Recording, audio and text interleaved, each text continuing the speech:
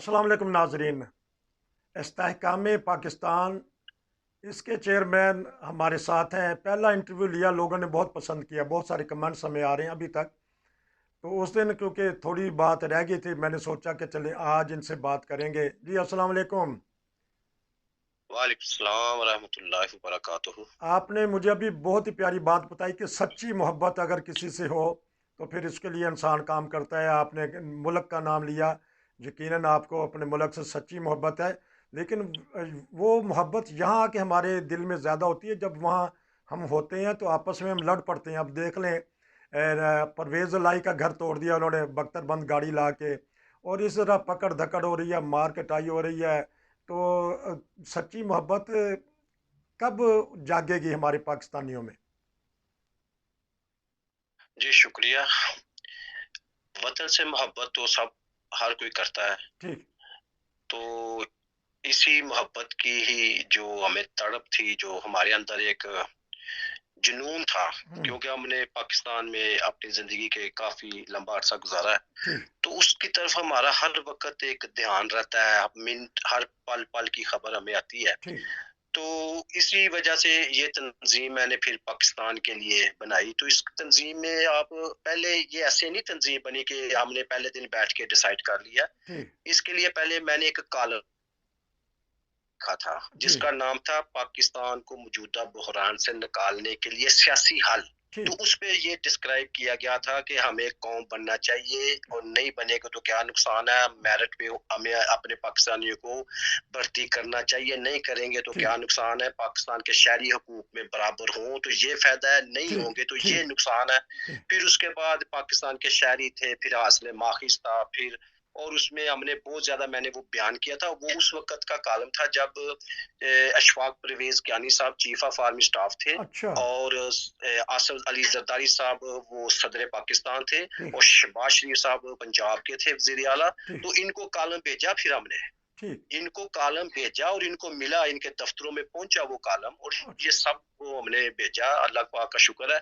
तो फिर ये हमारी तंजीम की सोच बनी। फिर हमने इसका मंशूर ये रखा कि कौम, तरक्की, हकूक, और ठीक। यही फिर पाकिस्तान का सियासी हल है। और मैं ये आपको बता देता हूँ कि ये नो चैलेंज, इसका कोई चैलेंज नहीं है, इसको कोई चैलेंज नहीं कर सकता।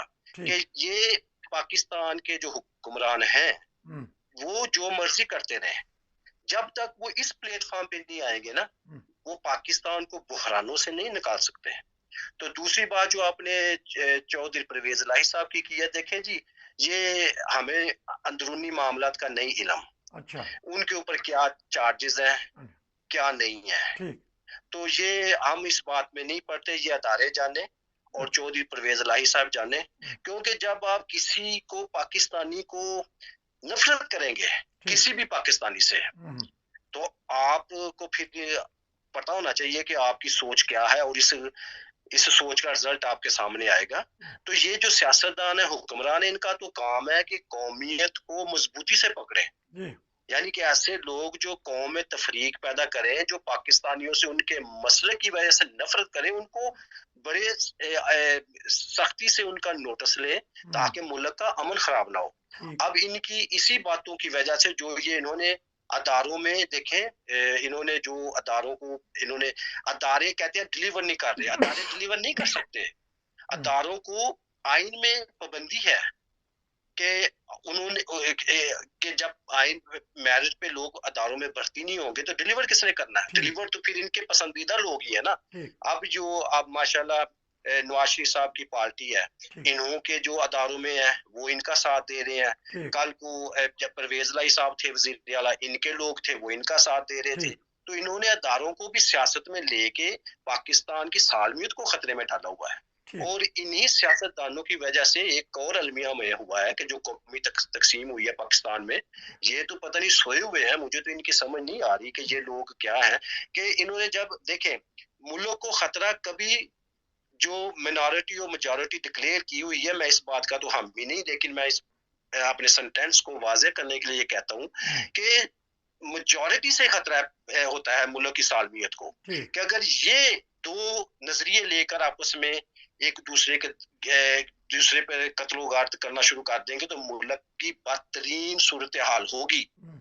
और ये ही हुआ है पाकिस्तान में کہ انہوں نے قوم کو پہلے تقسیم کیا اچھا اور اس میں مذہب لے کے آئے اور 90% مسلمان تھے اور وہ آپس میں ہی دست و گریباں ہوئے اور ایک دوسرے کو انہوں نے گلا کاٹا، جس سے ہمیں 70,000 پاکستانیوں کو وہ شہید ہوئے اور 12,000 فوجی شہید ہوئے اور 12-14,000 ہمارے فوجی زخمی ہوئے. تو یہ تو وہ ایک اکاؤنٹیبل کوانٹٹی ہے جو ہم نے ادھر نوٹ کیا، تو جو ادھر مسلمانوں کا نقصان ہوا ہے افغانستان کی سرحد کے ساتھ ساتھ ان کا کون ذمہ دار ہے؟ تو یہ اسی وجہ سے ان کو یہ مسئلہ بنا ہے کہ انہوں نے قومی پلیٹ فارم ختم کیا اور میجورٹی جو تھی وہ دو دھڑوں میں تقسیم ہو گئی.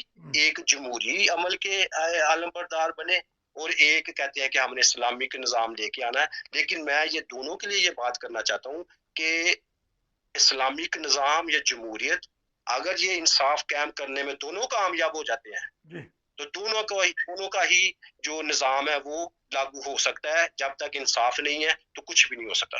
اچھا، جب تک انصاف نہیں تو لیکن آج کل جو خبریں ہیں اس کے اوپر تو یقیناً آپ کو پتہ ہے، تبصرہ بھی کر دیجیے گا. ہمارے جب جنرل یا جو ججز ہیں ریٹائر ہو جاتے ہیں تو ان کے اوپر کیچڑ بڑا اچھالا جاتا ہے. آج کل جنرل باجوہ کا نام لے کے ان کے اوپر تنقید کی جاتی ہے. ابھی ہمارے چیف جسٹس جو رہے ہیں ثاقب نثار صاحب، ان کا نام لے کے کی جاتی ہے. تو اس طرح تو ملک کی بدنامی ہوتی ہے کہ اتنے بڑے عہدیدار جو ہمارے تھے تو ان کے اوپر ایسے الزامات لگائے جاتے ہیں. جب یہ حاضر ہوتے ہیں تو ان کے اوپر ان کے پاس یہ جاتے ہیں، سارے کام کرواتے ہیں. اس بارے میں بتائیے گا.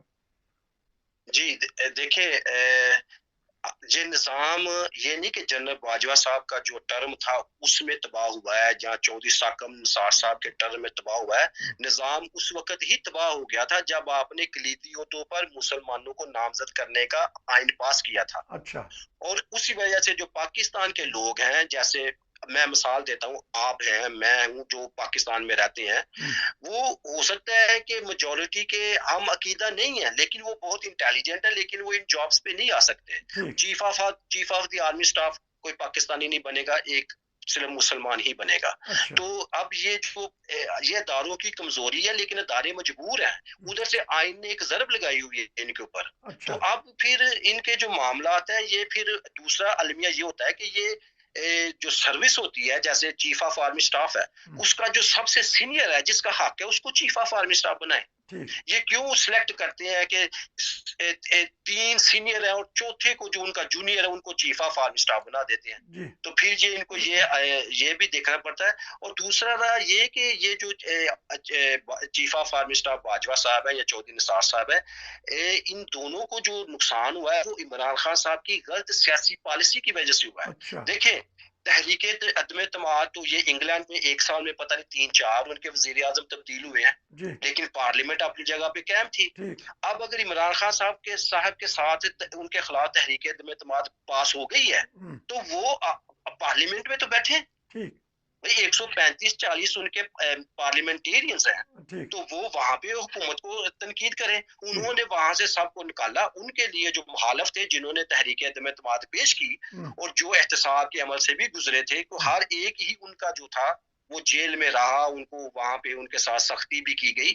تو یہ عمران خان صاحب کی غلط سیاسی سوچ کی وجہ سے پاکستان بحران میں گیا ہے کہ ان کو پارلیمنٹیرین کو وہاں سے نہیں نکالنا چاہیے تھا.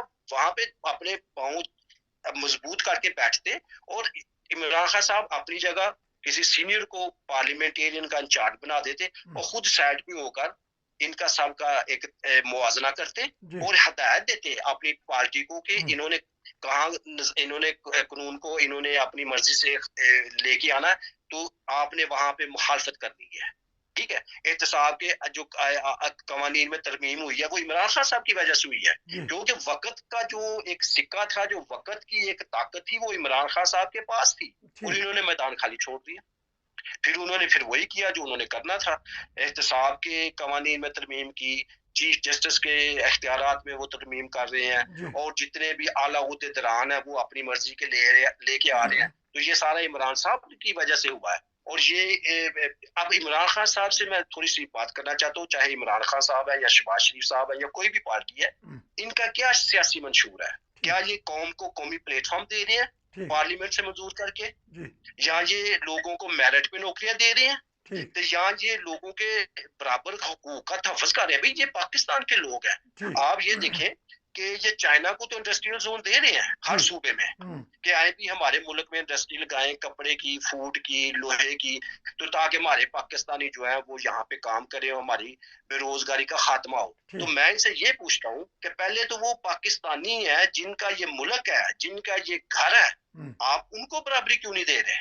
जबरदस्त पहले तो उनको बराबरी देना, हम्म, ताकि वो अपने मुल्क में इंडस्ट्री लगाएं, और उनकी फर्म जिनका घर, जिनका मुल्क है, वो अपने मुल्क में इंडस्ट्री लगाएं और पाकिस्तानी वहां काम करें। ठीक आप चाइना को बुला रहे हैं और अपने शहरियों को पर आप जुल्म कर रहे हैं, जो गरीब और बेकास और बेबस है। जो गरीब और बेबस और बेकस हैं उनके ऊपर पाबंदी लगाई जा रही है। ये थे हमारे साथ चेयरमैन है इस्तेहकाम पाकिस्तान के।